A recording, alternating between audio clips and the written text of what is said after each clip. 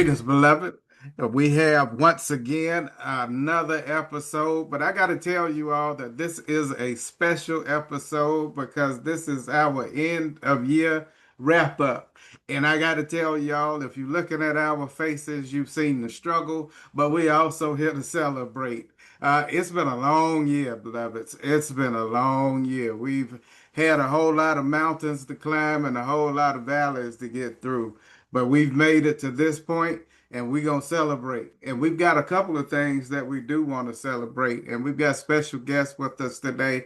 We've got Marasia Malcolm, who will be with us, who will help talk about some of the things that the People's Justice Council has to celebrate, as well as Arm in Arm. And then we've got Wanda Mosley, our very special guest, and very special friend to us and to the podcast and Black Voters Matter, who will talk about some very exciting news that we have to celebrate and some great opportunities that are happening in Georgia. But they speak to an even larger possibility and opportunity for us to have even greater celebrations later on. So let's just jump on in, y'all. I'll pass it on over to Lindsay to give her greetings, and then we'll pass it over to our guests to give their greetings, and we'll get right on to it in conversation.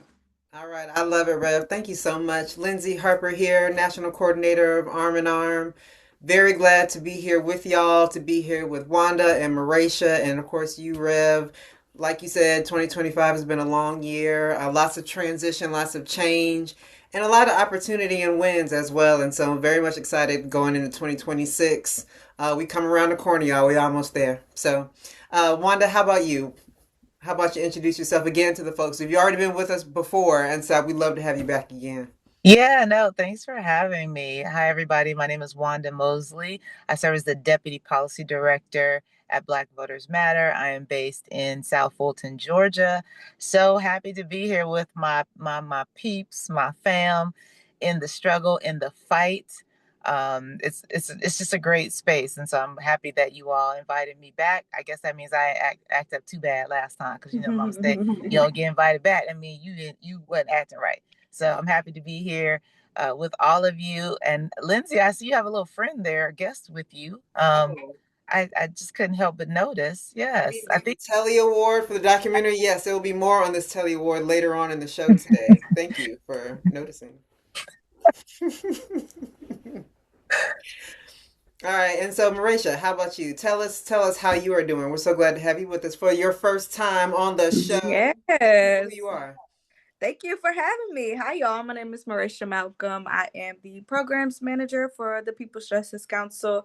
I co host a podcast, Climate Justice. Y'all, hope y'all tune in. We're going to have a collaborative project coming very soon between us two. So please be on the lookout. And yeah, let's get into this thing. I'm ready to talk. All right. Good deal. Good deal. So, we're talking about the documentary as you've seen. Lizzie has her Telly Award that she's hugging right now. Mine's sitting back on the our station area in the back, and so we've got it shining real bright and let you know that it's just like an Academy Award for us. So let's talk about this documentary for a minute, Malaysia. And Mhm. being that you're the programs manager, you also have been intricate in collaborating with Arm in Arm and getting this documentary not only produced but also viewed. And then, in addition to, Malaysia is one of the narrators of the documentary, also. So, Malaysia, how was your experience with this documentary? How has it been being the program manager of Arm in Arm? How has it been impactful for our mission as the People's Justice Council? On and on and on. Just go for it. Yes. I am so happy that we invited the Arm in Arm team to join us here at the People's Justice Council. We now house them as a program. And through that, we have delivered a beautiful documentary that just showcases the work of Arm in Arm in our campaign, the Power for Southern People, Not Southern Company. And it's a big campaign. We've been doing it for years. If I'm not mistaken, two to 3 years at this point, or is it Since longer? 2021, really. I mean, yeah, Woo. 2021. So it's been a minute.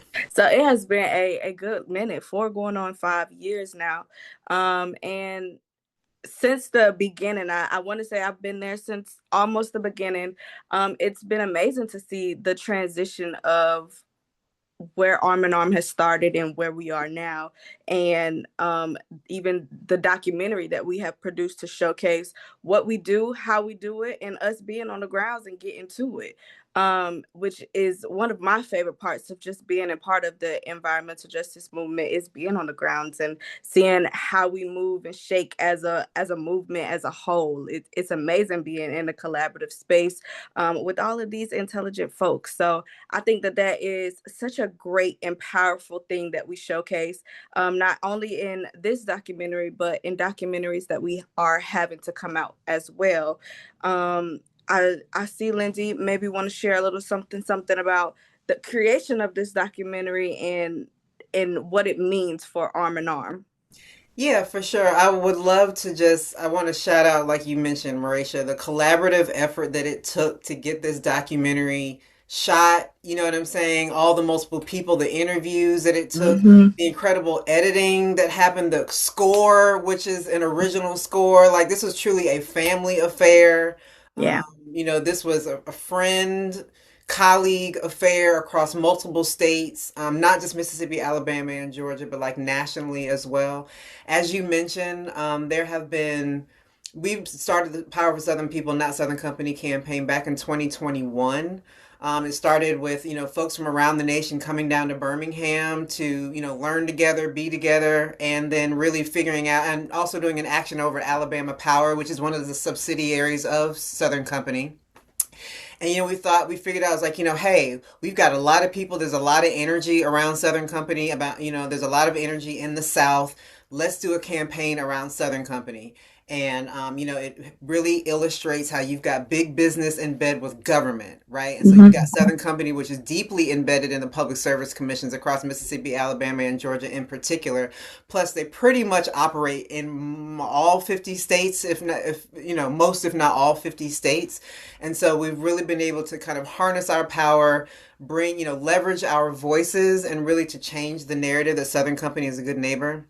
They spend a lot of their time, a lot of their energy saying that they're a good neighbor. They got black women in Southern Company, Georgia Power commercials now talking about how great they are in the community. And so, I would say that to say that the voices that we have been able to pull together as a community, Southern Company is paying attention. Mm-hmm. They've changed how they do their shareholder meetings. They're no longer in person. They're putting commercials on TV. They're talking about, here in Georgia, they're talking about lowering rates. You know what I'm saying? So, like, clearly Southern Company has caught on that we're talking and they're hearing Yeah. us. I would definitely say that, let me hold this up so y'all can see. Good times, it's backwards, but the Telly Award is official. We actually got two Telly Awards. So let me just be very clear about that. But definitely want to shout out Black Voters Matter. That's been with us for several years now. Definitely getting the word out on the ground. Yes, showing up with us at rallies, getting the word out. Black Voters Matter has incredible ground game, and we can't do this work. We cannot do this work without incredible partners that are doing this ground game. Yeah. So I definitely want to shout out them. And Wanda, I would love if you could just share really quickly, how your thoughts on the documentary, how Black Voters Matter has been able to, utilize the documentary. And as I've been told, a lot of our partners have been able to use the documentary as like an education tool when out in the street. So we would love to hear how it's been useful for you. Yeah, no, I think the partnership that we have is amazing. The ground game, thank you for acknowledging that, because that takes a lot of work, a lot of time out in these streets. As you see, I'm in my car right now. But I think that the partnership that we have is amazing because you all have all that institutional knowledge.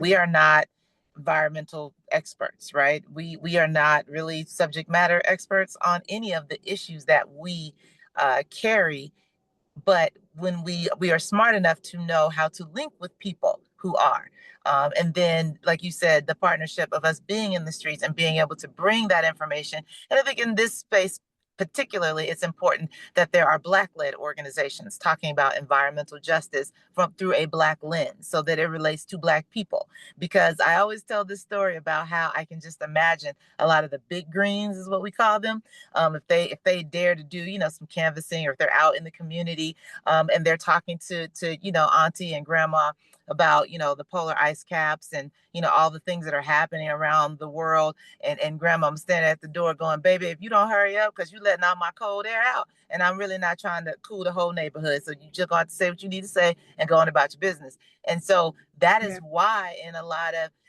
that's why I believe that a lot of our communities are a little bit late to this environmental fight, because the fight has not been brought to us in a meaningful way. Because I was reminded a few weeks ago, after our amazing election results in Georgia, but I think we'll get into that later, that a lot of the Public Service Commission race was always about utility rates. And the PSC candidates are about, yes, I'm going to regulate this and I'm going to do that, when all they had to do was talk about utility bills, light bills. So, way to make something that's fairly simple harder.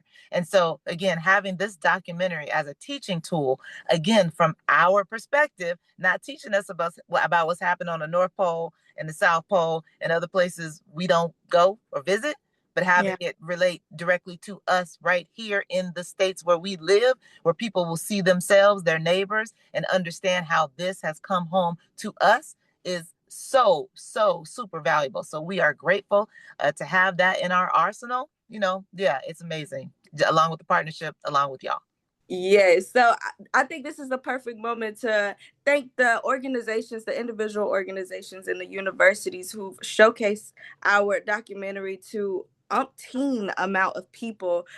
We don't even have the exact number of people who've laid eyes on this documentary, but we know that it's over at least 1,000 people who have seen this documentary and been a part of just the movement, just visualizing the movement itself. So we want to thank you all and continue to share, show, and all of the things. And not just that, but also have conversations. Let's have some conversations, and we'd be glad to be and grateful to be invited to those conversations so that we can talk about it. Because at the end of the day, I think all of us are asking the same question: why are my bills so high? And as I've said and will continue to say, when it comes down to the issue of affordability, it's a nonpartisan issue. I know that it's been described as a Democratic hoax, but those of us who know better, because we have to spend and have to consume, those of us who know better know that there's no hoax about that whatsoever. It's very real in our pockets and in our households. And I think that was one of the galvanizing points that made the ground game for Georgia so strong. And at the forefront of that was Black Voters Matter. And at the lead and at the helm, at one of the helms, if not the helm, and that was none other than Wanda Mosley. Wanda, I would love to hear you just brag a little bit about some of, and let me be very clear. When it comes down to PJC, when it comes down to Arm in Arm, we follow the model of Black Voters Matter, ground game, and the way that you all approach issues. When it comes down to it, it's not the vote that matters, it's the voter that matters. And that's what we when it comes down to People's Justice Council, our aim is to save the people. And if we save the people, we'll save the planet. But Wanda, I would love to hear your experience, if you will, in this momentous the victory that we've seen in Georgia. Yeah, so let me just start by just co-signing everything that you just said. Just Ashe just gives me all the chills when I hear folks speak that same language, that none of this is about voting. It's about us. It's about people. It's about our humanity. It's about our ability to live in this world and the quality of life. And so the Black Voters Matter team in Georgia, I will also say, is headed up by Melanie Calhoun. Dr. Calhoun is our senior state manager, and she reports to Fanika Miller, who is one of our national field directors. And it is just a mighty force. It is a mighty force. And so I think, the work around the Public Service Commission for us, began in 2019, when folks in other parts of the state outside of the metro were telling me our utility bills are high, our utility bills are high. And I never thought that I would utter these words, but I do. There is a certain privilege for having Georgia Power as your utility provider. In that, come on, I know I'm about to bring. Now? Okay, please. Yeah, no, I'm about to bring it on home. Okay. Because in a lot of rural areas where they are, MEAG and other, who don't have Georgia Power, they have awful policies that don't afford them the ability to make a payment plan. They don't have policies where there are discounted rates for seniors. And so those are things that we have, all the Georgia Power folks. Those, there's a tiny smidge of privilege there, because I witnessed, and this is the thing that pulled me into this work, 10 toes down, is knowing and hearing and learning about the story about a sister down in Albany who had 3 beautiful little foster children that she cared for, the only mother these 3 siblings ever knew. But because she got behind on her utility bill and her lights were turned off, those babies were taken from her and put back into the foster care system. So at that moment, I vowed I'm gonna always do something around these utility bills, because what kind of state do we live in where someone's inability to pay their light bills, and let's be clear, it's not that they don't want to have power in their home, but that challenge that is systemic and structural in nature is the reason why these babies lost all 3 of them under the age of 5 lost the only mother they ever knew. And so from that point on, I dove in head first, quickly learned that this problem was really a combination of things. It's, like I said, bad policy.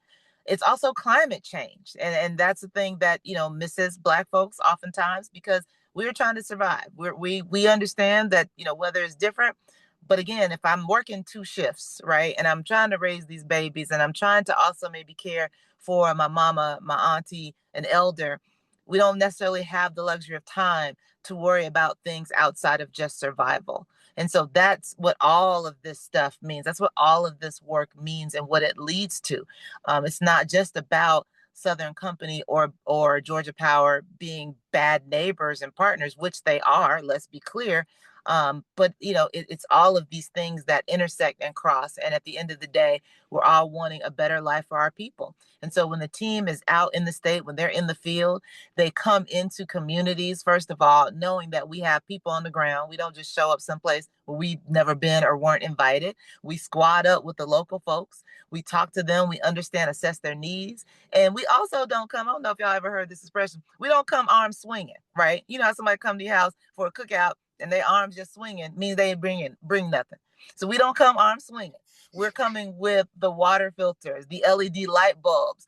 We're coming with information, education, but actual things that people need, a tangible thing that is going to help them in their quest to just survive these doggone utility bills, right? So that is how we engage. That is how we move in community with people, understanding their humanity, understanding that we're not just showing up because we're trying to get them to vote a certain way, trying to help them understand that there is power in their votes, and also understand we will pivot in a heartbeat when that climate change comes to your community. Because I can remember last year during Helene, loading up a U-Haul with 4 generators and 60 bags of ice to drive to Augusta because they didn't have no power. And I remember the young man at QT said, "Is this ice gonna make it? Is it gonna matter?" I said, "I don't know, brother. We about to find out. Go and close that door because I got to get on the road. Let's do it." So yeah, all the things, all the holistic approaches to how we show up, how we work with our community, and how we are with our people and our partners such as y'all. And all of those efforts led to again a momentous victory that happened in Georgia. And Black Voters Matter was on the front line to help turn out those votes. How was that for you? Yeah. So again, if you are consistently in community, talking with folks, hearing from folks what the issues are, when it comes time for an election and a vote, we are a trusted resource. They know that we're not trying to get them to vote a certain way for a certain party or a certain color, or any of those things. We are voting for what's best for our community as a collective, for our people. And so, yes, when it's time, for us to slide in that nonpartisan space and just provide people with information about the upcoming elections, our folks know what to do. We don't have to tell them. We don't have to tell them. But yes, we saw a great turnout. This is the quote unquote off year, although for us, there are no off years, right? But for the nonprofit, industrial complex, this is an off year. But we saw amazing turnout. We saw tremendous results from every part of the state. And, the results are what the people wanted and what the people need to mitigate and lessen the harm of these utility bills. Because let's be clear, utility bills are keeping our people in poverty, period. People have to work extra shifts. People have to work overtime, maybe even another job, just to keep up on these utility bills. And I cannot stress enough that if they are in a part of the state that has bad policy, if they miss or they are a week late, that could lead to them not having utilities, not having lights, not being able to cook, refrigerate your food. That should be criminal. These are basic human rights that are being trampled on because of, a time where we're seeing a situation where from the White House, there are policies put in place to help millionaires become billionaires, right? And billionaires trying to get, like that one trillionaire. Policies that are not for people, but Right. policies that are for profit for people who are already rich. So this vote sent a loud message that people are frustrated, people are mad, and if you are not here to help provide relief for people in community, you ain't getting a vote. You got to earn these votes. So yes, Yeah. it was a historical win. This is the first time we have, I couldn't even believe this, but it's true, the first time in Georgia that we've elected a Black woman to a statewide office. And that is long overdue. When you think about all the work that Black women have put in, it's long overdue, long over time. But here we are. That's awesome. I mean, just so awesome. And Lindsay, you. yeah, I just wanted to say that, data centers and the energy that they pull and the water that they use and the noise that they generate.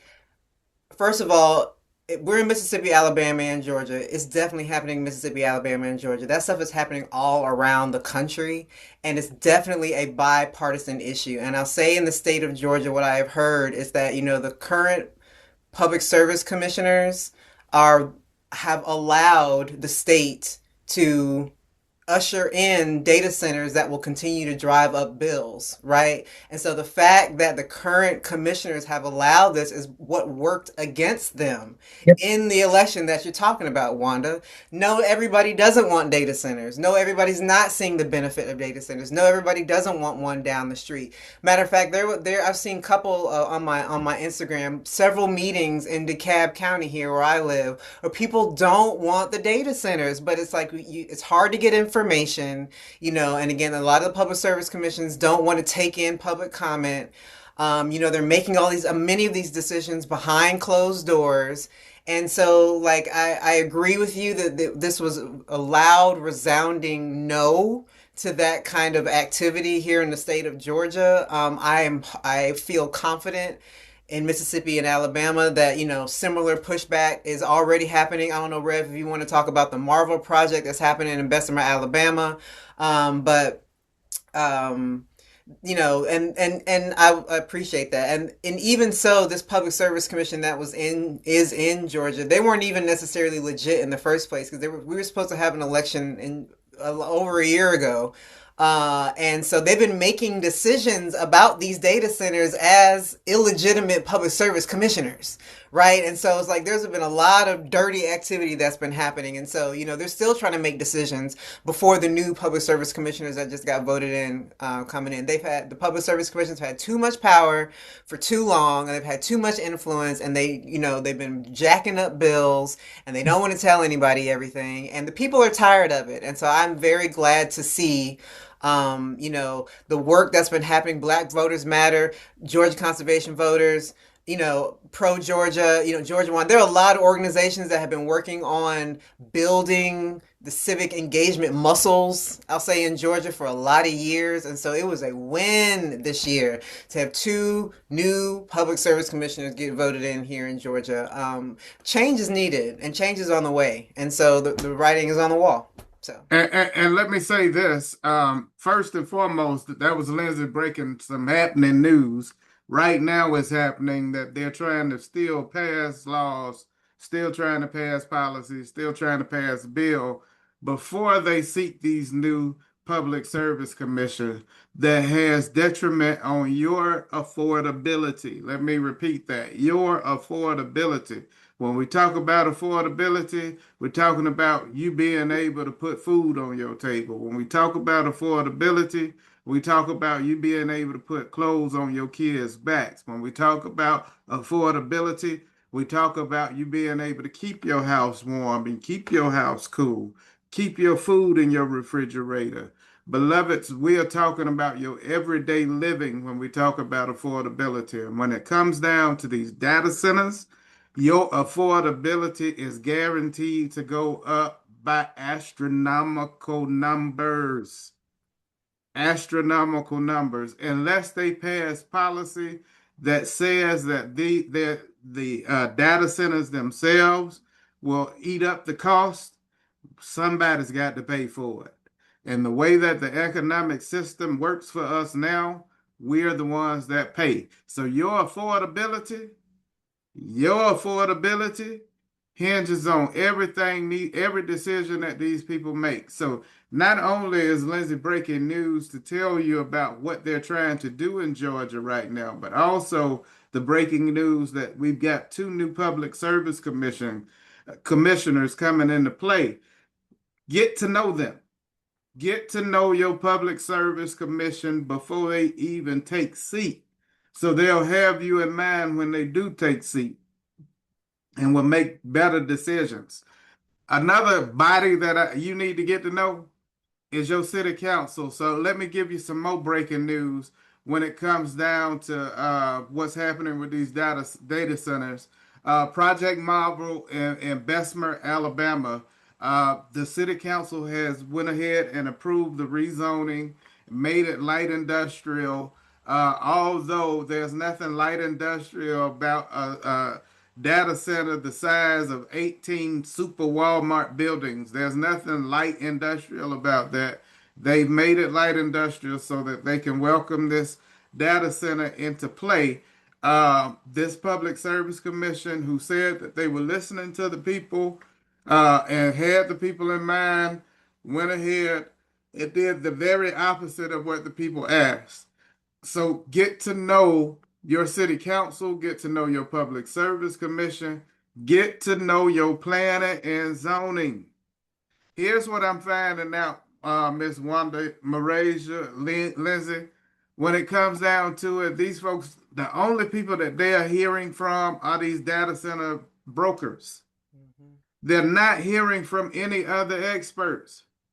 So when we come in and we start talking about the use of the water and the fact that we've got to compete with these data centers on our drinking water, this is the first time these folk hearing about this.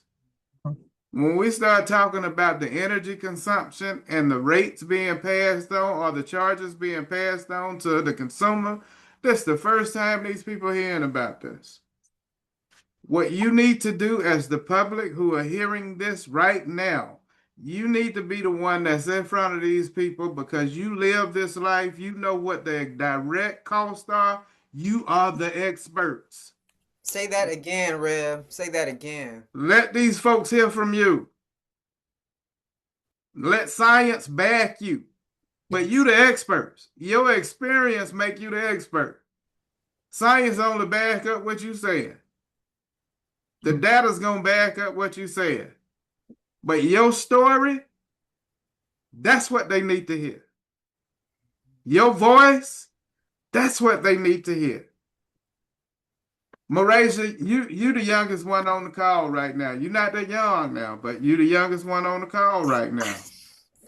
And I mean, when we talk about affordability, when we talk about these bills being so high, even in looking at what has transpired with the victories we won, what is your outlook? What is my outlook on affordability?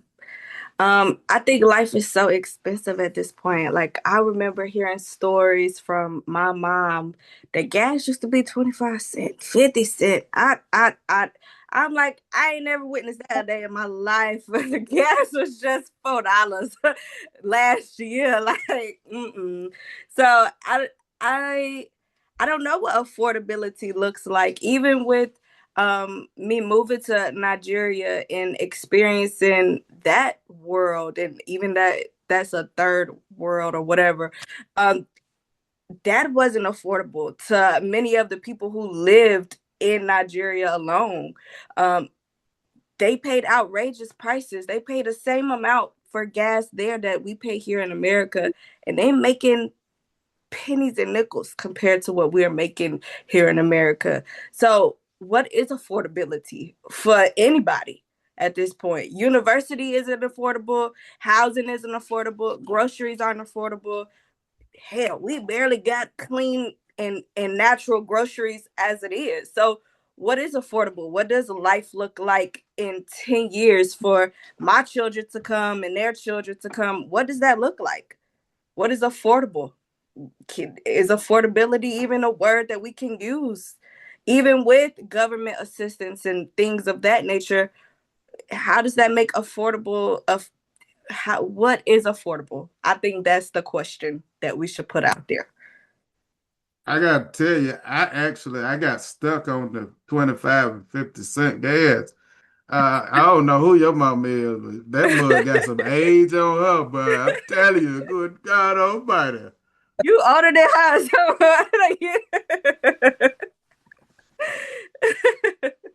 Well, I hope I'm not dating myself, but I do remember when I moved to Atlanta from Texas, I do recall seeing gas this one time at 67 cents. When I tell you I busted that U-turn so quick, I know you no, I was did. like, I got a gas can in here. What else can I put in the gas can? Because this is crazy. It was way up in Gwinnett County. I was like, wow. But yeah, Yeah. no, Rev, I'm so glad you are really emphasizing this whole idea of affordability, because it is not a hoax, obviously. It's literally everyday people's everyday lives. And again, this is a dangerous time, I think, in this country where millionaires and billionaires are getting tax breaks that everyday people are not receiving, where we have policy coming from the very top of the government that is putting things that where they're putting things in place to help these people get richer, but there is nothing happening for everyday working class people. It is very, very scary. People are saying, it may trigger another revolution. I don't know, but people are that mad, people are that frustrated, and people are that scared.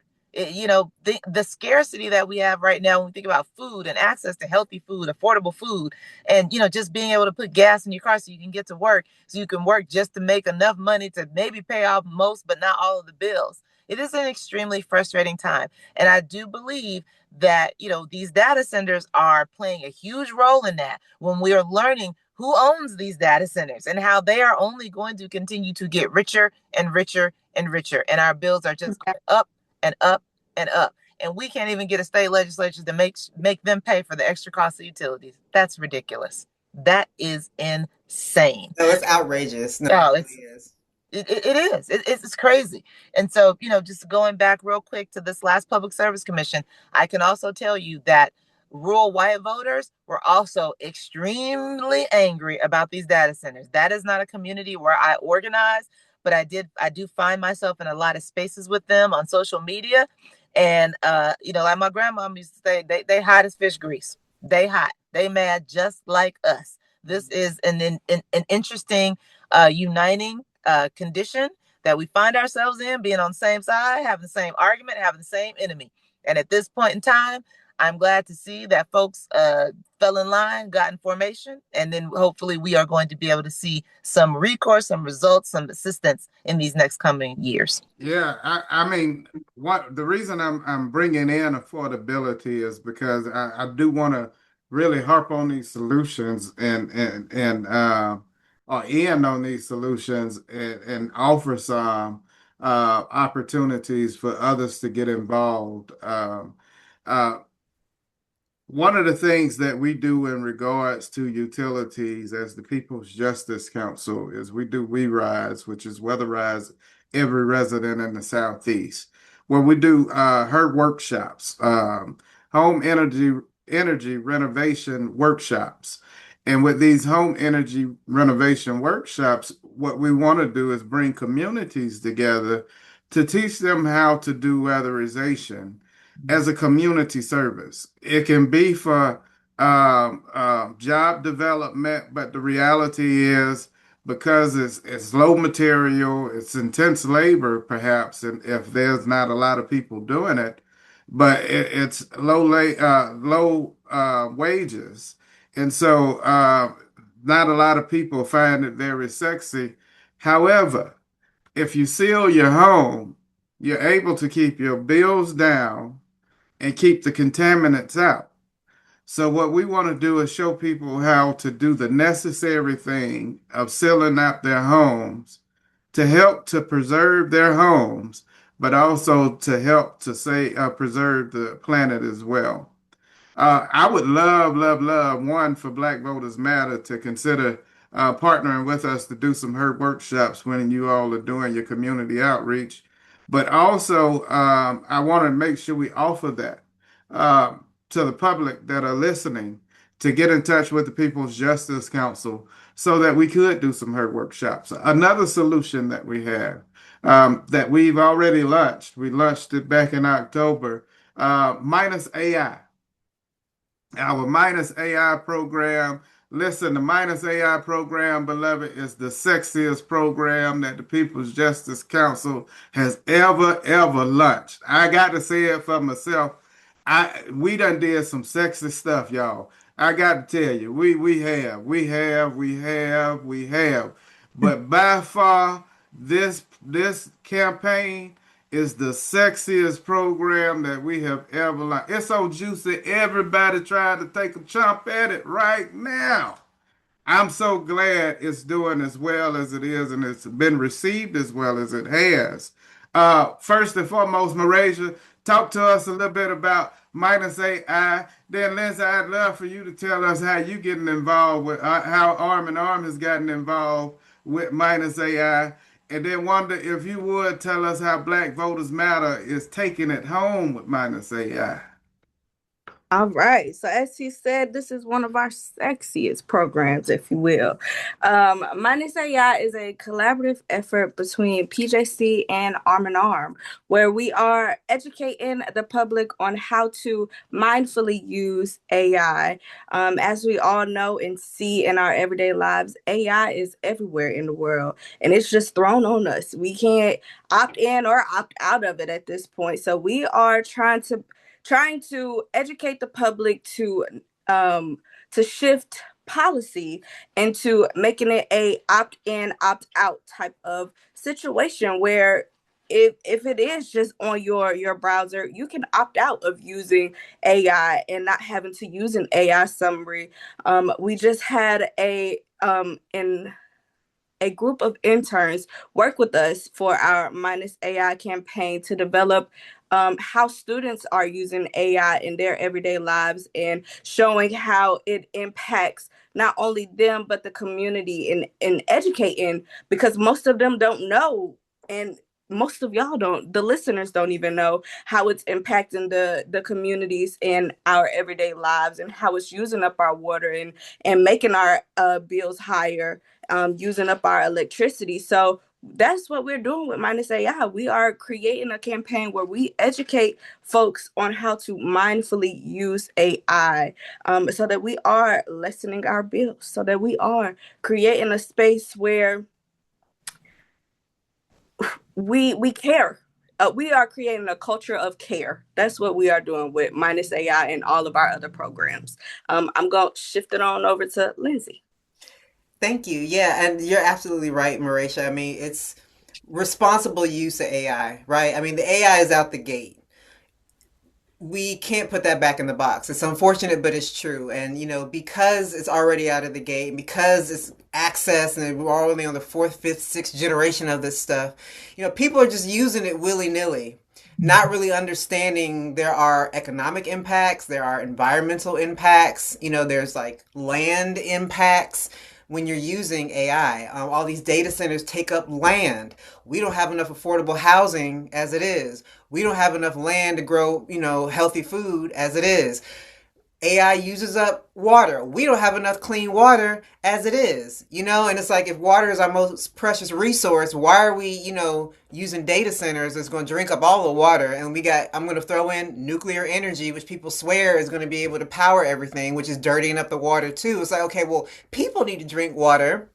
Right. But again, if you got all government in bed with big business, giving big business all the incentives, and all the money to continue dirtying up our water, using up our land, the people are way down on the totem pole. And what we want to do is to educate people. Like you said, Marisha, there is something we can do to be more responsible in our use of AI. We don't have to use it willy-nilly. Ultimately, we want to make it where you have to opt in to using AI instead of having to opt out. Because right now it's just like, oh, well, we're just going to assume that you need it. We're going to assume that everybody's is going to use it. And so you're just going to have to opt out. Well, that's not necessarily the case.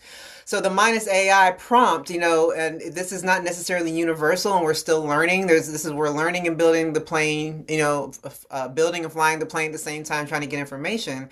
But there is a way you can put in a prompt in some of your search engines that will automatically opt you out of the use of AI, and that's literally the minus letters AI.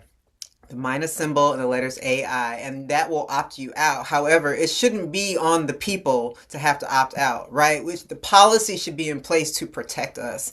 And so what we're planning to do next year is, data centers, as we mentioned to you all, in Georgia, Mississippi, and Alabama, going back to the Power for Southern People, Not Southern Company campaign, is the newest frontier. It's the newest thing that we're having to, fight against. It's the newest thing that's being, just put on to us.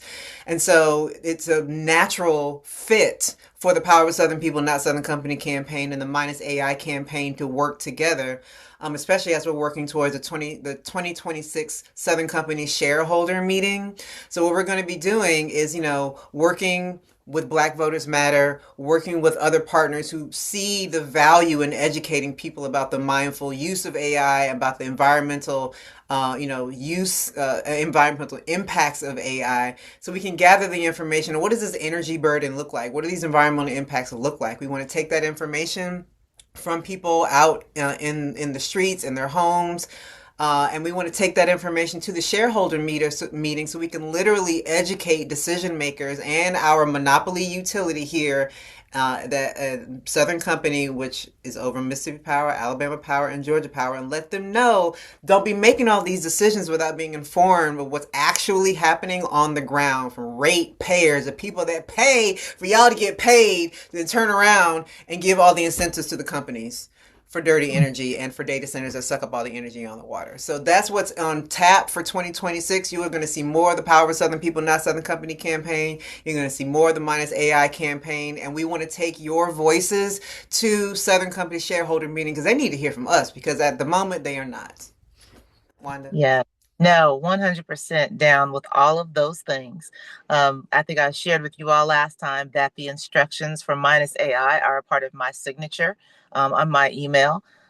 Talking to people every chance I get, any interview I have, any webinar, anything, sharing the Minus AI campaign with folks. I think it's interesting because a lot of the younger folks, it really resonates with them. Now, they are the ones who use a lot of the AI, right? The ChatGPT and all that. But when I tell them, yeah, no, because right now you don't have, when you just search, you're going to get results from AI. The only way to opt out is this, because they don't give you a chance. You never opted in. And when they hear that, they go, wait a minute, you're right. I didn't opt into that. Now they don't like being told what to do. So it resonates really well with them. That is definitely a campaign that Black Voters Matter is going to promote and be, in community with you all, because we think this is very important. And when we think about, what how AI is contrived, and how a lot of it is based on historical records, there's that word, history. We know that a lot of times we are not always included in certain people's history. It depends on who is telling the history, who is going to, control what people think and what people know. And so I think about a time where, maybe Marisha's children or grandchildren might be doing some research for a project at school, and they want to talk about, the light bulb, and, they'll see information about Thomas Edison, but will they see any information about Lewis Latimer, who improved, if not invented, the carbon filament that really made a light bulb a thing? And when you think about where we are now in 2025 going into 2026, when, the person in the White House is demanding that certain exhibits be removed from museums, is telling colleges and universities, what they can and can't teach. Combine that with the proliferation of AI and these data centers and all the things, we about to be erased from history, y'all.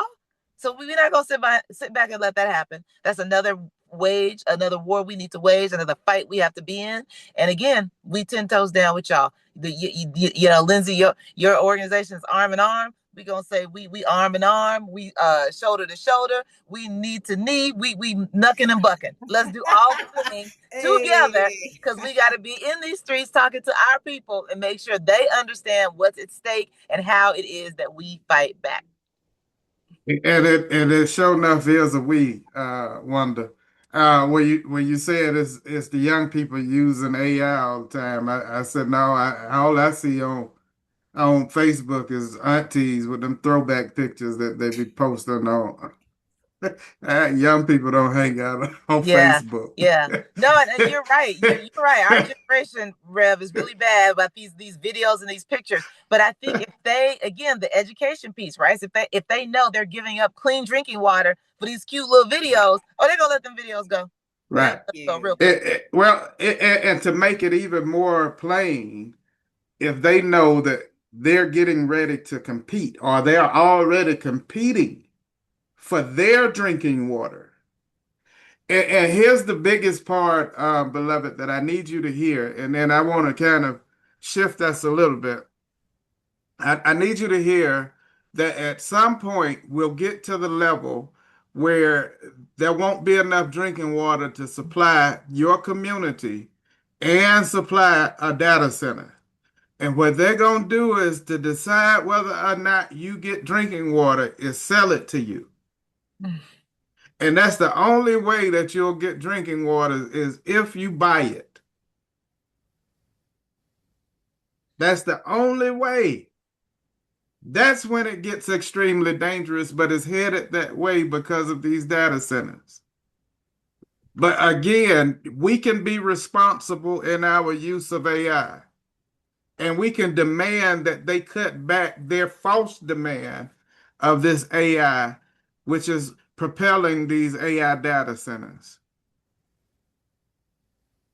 It's up to us. We can do it, and we can do it together. And in that, because we love you so much, and we know that we can't do this alone, we need your help. We want you to partner with us. In our description, we have our link for our Minus AI partnership. We're asking that you would partner with us, but not only partner with us. If I be real honest with you all and just speak plainly, this work can't be done if it's not funded. At the end of the day, we want to take it to the next level in 2026 by doing town halls. Again, we've already identified the people that we need to talk to. We need to put the community in communication with their planning and zoning, and we need to put them in communication with their city council, and lastly, their public service commission. But we need to do this everywhere because data centers are going everywhere. So this needs to be a nonpartisan effort. This needs to be an inclusive effort where we get everybody.